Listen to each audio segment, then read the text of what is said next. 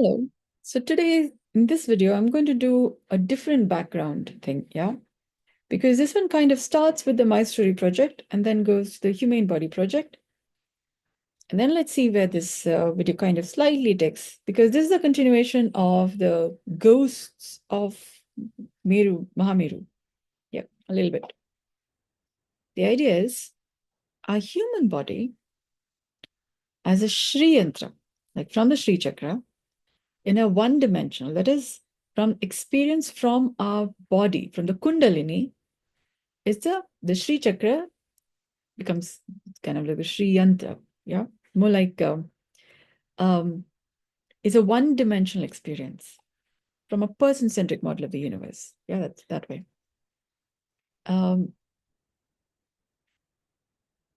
that sense, allegorically, if we consider the idea of the samudra manthan, this is where I would change the background to this. When we consider the idea of the Shailaputri, for example, yeah, or these are mythological references. Okay, Samudra Manthan. There's a reference of a big mountain, yeah, with which they churn the um, ocean of milk, yeah, Kshira Sagara, with the Sheshnag, yeah. If we consider, the Sura and Asur, so if we can, and there is, for example, several rishis, yeah, putting in herbs and many things. So the Amrita is forming. It's also like the food we eat. Yeah. According to when you're having more vegetables, that's more, the substance of our make is more getting more finer, more having a little more life essence, having more liveliness. If it's meat, it's more dead. So it has a different kind of a content than fruits, flowers, seeds.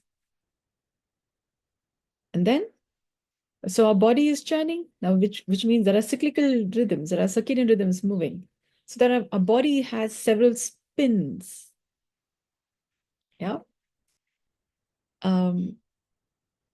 We will cover all those fine aspects, spins and circadian rhythms and body clock and several fine aspects about what makes healthy natural breathing yoga with a difference. Yeah. Movementless yoga. Which is why I have been thinking people as they've been practicing yoga, I was thinking what they're calling as yoga and the experiences. When I think about it, I mean, this may sound a little, but I've been thinking people are calling what they're doing as yoga, and I'm thinking it's like cough syrup. Yeah, like they're saying, "Ooh, beautiful." I'm saying cough syrup. Now that may not sit so well with people who regard yoga to be so beautiful. Consider that there are many more finer aspects to what yoga makes available. Yeah. For example, yoga helps in living life in the multiverse. Yeah. It's not just about, oh, mental clarity and then a sense of calm and bliss and quiet and then one with the universe. I don't think you know what the universe is. Yeah. Because if you did, you would be speaking like me. Yeah. I think some levels. Yeah. So this is where I change the background. When we regard our body to be like, and this may seem like an allegory, but if you've seen a mountain, the Kailasa, for example, Kailash, Mount Kailash, I'm referring to that mountain because it's said to be insurmountable. People can't climb it apparently. Yeah. And a lot of clouds. Yeah. So that's like really tall mountain with clouds. So the idea was to bring your attention to the idea of clouds. Yeah. Mountain with clouds.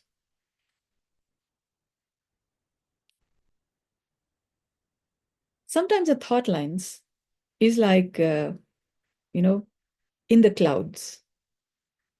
You're thinking many things, and sometimes there's a certain heaviness, yeah, from the clouds descending on the mountain, yeah, and that's also kind of like the ghost of Mahameru.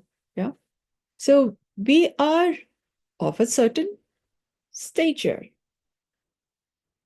of a certain composition. We have lived so many years. Yeah. And there are some things that weighs heavily on us sometimes. Yeah. Sometimes there are expectations from us, and that also sometimes weighs heavily. These are all like different kinds of clouds. Like we have the iCloud, we have the cloud computing. Yeah. So we sometimes offload our things onto clouds, kind of. Yeah, so they are hanging in there. Yeah. But sometimes somebody else also, others also just offload their stuff into clouds. And you happen to be one of those mountains who are part of their cloud system. Great. Yeah. Now, given how, whatever may be your experience of living, our body has circadian rhythms. When you're paying attention to textures, for example, heaviness, lightness, um, up, down, front, back, left, right, in, out, you can notice different affects, different influence, which may or may not be balanced. For example, you could be feeling heavy towards the head and a little pressured maybe towards the feet. So if you have something heavy here, of course you will feel pressured towards the feet. Yeah. And there could be an imbalance between the left and right sides, which means the heaviness is more on one side, tension is more on one side versus the other, which means your posture may need, when you're aware of the difference in balance between left and right sides, up and down, front and back, in and out, that's when you would notice there's a difference in your posture, because of which the weight of the world, of your life, of all the challenges, different expectations, different things that you're living life by, is not finely balanced between the left and right, front and back, up and down, in and out. Because of which you may be facing different kinds of emotional distress, for example. Of course, like say even a book, yeah, you keep pressure on top, the book will experience some emotional pressure. Yeah. Similarly, your body, when it's not finely balanced, the balance between left and right sides, different sides, is not finely balanced, that side of your body will experience more pressure, emotion. Our body is also made up of several kinds of tissue composition. Yeah. There are bones and muscles and blood, fluids, earth, water, fire, air, spirit, space. So all of these different elements experience different kinds of pressure. So that will seem as different kinds of emotions. Yeah. If you're experiencing emotional tension pressure, try balancing your body. Just pay attention to the left versus right, front versus back, up versus down, in versus out. And notice if there is a balance between these complementary opposites. Otherwise, the pressure, the tension, expectation, for example, the weight may be manageable. It's only because your body, your posture is imbalanced, you're experiencing pressure. Otherwise, the pressure is manageable. Yeah. So I will pause on that note. Yeah. So maybe the ghosts that you need to deal with, there's so many different kinds of challenges, could also be coming from you not listing down your challenges. And then you can work on them one at a time. So sometimes the challenges are inside you, yeah, kind of swirling inside, like banshees in the dark or bats, yeah. And you just have to list them down, and there is more clarity inside. You're not having bats, directionless in the night, don't know which way to go, and then looking for solutions. Yeah, just list them down. There will begin to come certain clarity, and then you'll begin to breathe healthier naturally. You will begin to breathe naturally, yeah, and a little more healthier. And then the pressure in your body will be lesser. And so you would have more space in which to look at the matter better. You're likely to sleep better because there's more space in your body, because all that stuff which has been inside, you kind of offloaded onto a notebook or to a typing surface. You'll have more space inside. It's like the hardware of a computer. When you offload material, it has more breathability. It has more processing speed. Yeah. Maybe a lot of the stuff that you're carrying inside, you don't need to remember or carry around so much. Maybe just start writing a little bit. Maybe paint a little bit. Colors. You don't even need to use words. If you're having problem with words, you also have the option of using colors. Open a canvas, you go to an art store. You'll find many kinds of material. Choose something that you like.